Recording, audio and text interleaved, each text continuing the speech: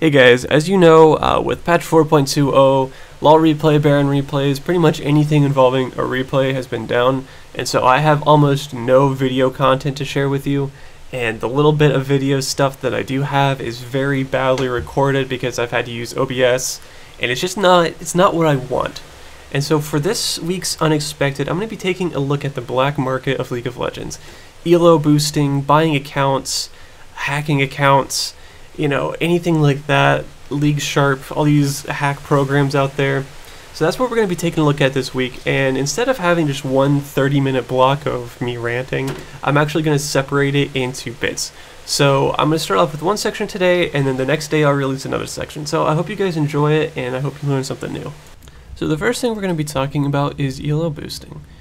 Not that it happens. We all know that ELO boosting happens. We all know that there's people out there who feel as if they're not in the right tier where they actually belong, or they simply want to look better than they actually are, and so they pay people to play for them. But what we're going to be looking at is the fact that there's no repercussion, there's no punishment. At the end of every season, Riot Games states that they're going to start punishing people, they're going to really crack down on it this season, they're going to wipe out ELO boosting altogether. But have you ever seen the results of this crackdown? No, you haven't. Why? Because there is nothing being done. So how can I say this for sure? How do I know that nothing is happening? Well, I decided to look into it. Simple as that. I decided to contact a famous ELO booster by the name of Lilu. He can be found on multiple forums. It's not real hard to find him. Anybody with a search engine can find him. That's the only reason that I don't feel any sort of guilt or feel as if it's something I shouldn't be telling people and enabling people to find him so that they can get ELO boosting. It's not hard. All you have to do is open up Google and type in ELO boosting and it's done. If you want it, it's going to happen. Please don't insinuate that I am condoning ELO boosting, because I am not. I think it's terrible, and this is my, I don't know what to call it, this is my, I guess, attempt at shedding some light on the inaction that is going on so that maybe something will actually start. So back to this individual named Lilu. If I take a look at his page, I'll just read straight off what it says. It says, "I'm a very experienced solo queue player that has successfully been boosting for a very long time. During Season 3, I played on some online tournaments and against the top tier players before finally deciding to take a sub spot in an LCS team." That means that he's played on LCS. He's reached the top 10 brackets in 3s, solo queue, and 5s, and has managed to even get rank 1 in solo queue in Season 3. Season 4, I've continued to be a top ranked player in 2 European regions. Now this isn't just some random person that's like, yeah, I hit diamond, I'm going to start boosting people from bronze to silver.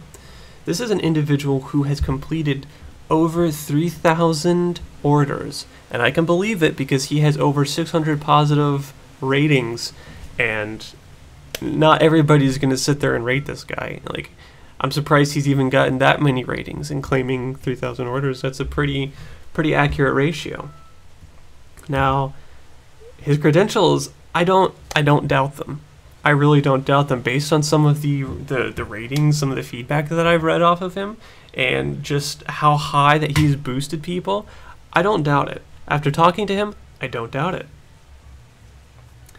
And it's just, how is it that he's been managing to boost for such a long time and he has had no problems? How is it that he's allowed to maintain all this and play in LCS and have a top place in the solo queue? How is it that Riot has not noticed him? Well, I did an interview with him to find out, and the results of the interview were pretty disheartening, in my opinion. I was pretty sad with what I found out.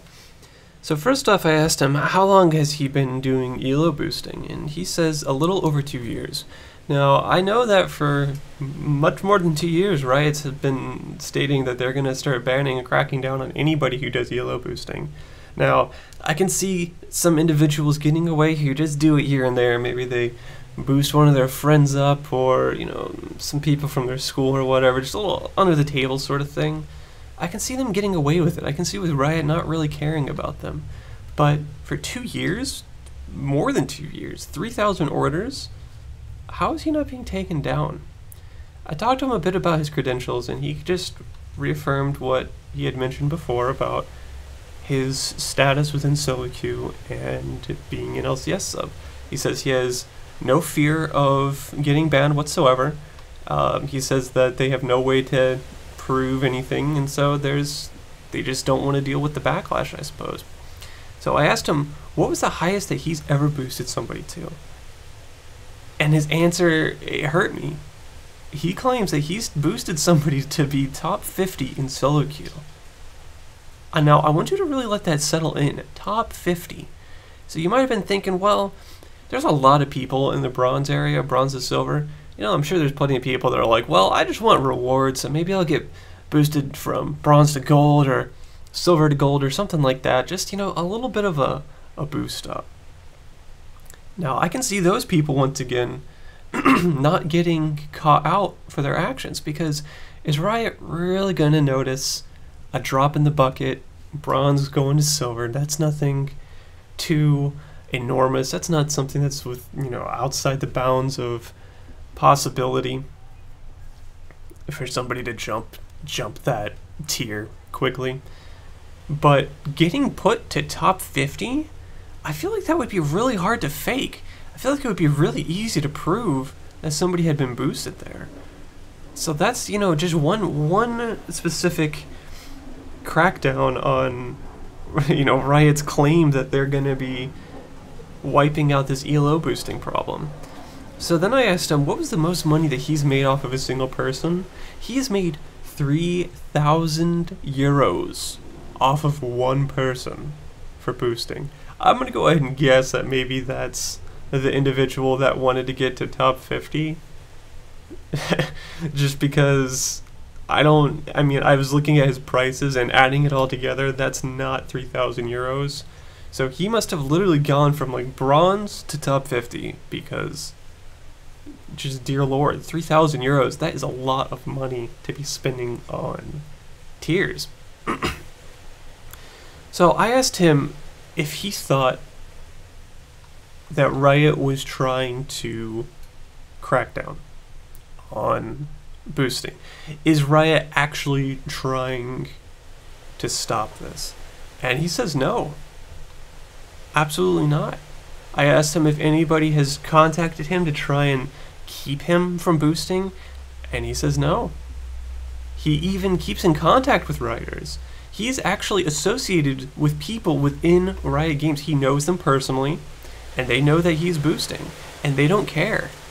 I don't understand how this is a thing. I asked him if it was safe to purchase boosting, and he says as of now it is 99.9% safe to boost. You will not get in trouble. One guy out of all of his 3,000 plus clients, only one person has ever been banned, and after 8 hours he was unbanned because Lulu contacted a friend that he has within Riot support, and it was lifted. It's absolutely unbelievable. People have been trying to uncover his identity. In one specific case he mentions, Richard Lewis has adamantly at some point tried to reveal his identity and may or may not have been successful, but at any rate, Lulu is not worried about it because there's no proof. There's no definitive proof. He uses different computers. He uses different ISPs. I'm assuming he plays it through either a high-quality VPN or something like that. I don't know. It's just, there's no risk, apparently. Riot knows of many LCS players.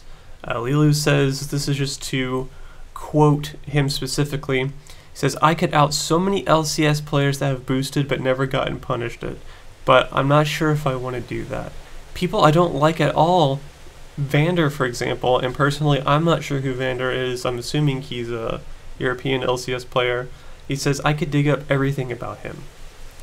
As for people in Riot Games, he says, I'm never going to out those people because it's their jobs. I don't want to disturb their livelihood. They're just doing what they're told. And that's all I can say about it. The only reason that he mentioned the name Vander is because apparently he scammed 1,000 euros out of his people. Apparently he joined up with Lilu under him and took a few jobs, and I don't know what happened there.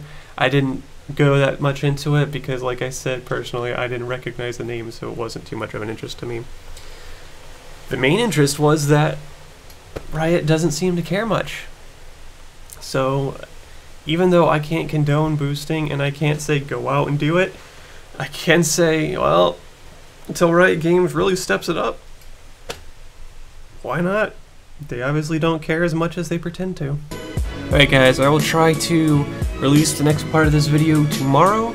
As for now, check below and check out my Baron Challenge up until Wednesday this week. You'll have a chance to win $20 in RP or on PayPal. So go take a look at that, and hopefully you'll be here for the next part.